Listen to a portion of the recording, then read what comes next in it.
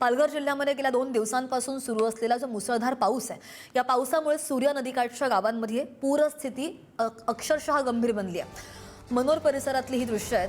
खडकीपाडा, पावडेपाडा, सातवीपाडा, भगतपाडा, जाधवपाडा आणि पवारपाडा या सगळ्या वस्त्यांमध्ये तब्बल 24 तासांहून अधिक काळ पुराचं पाणी साचलेलं होतं। इथलं जनजीवन पूर्णपणे विस्कळीत आहे। मुख्य रस्ते जे आहेत 1 ते 1.5 किलोमीटर अंतरावरचे जे रस्ते आहेत, या पाड्यांमधील अनेक नागरिक पुराच्या विळख्यामध्ये अडकलेले आहेत।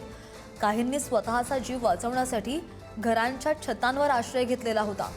अखेर बऱ्याच वेळानंतर आपत्ती व्यवस्थापन पथक, NDRF आणि पोलीस प्रशासनानं रात्रभर बचाव मोहीम राबवली। बोटी, दोरी आणि ट्यूब्सच्या सहाय्यानं नागरिकांना सुरक्षित ठिकाणी हलवलेलं आहे।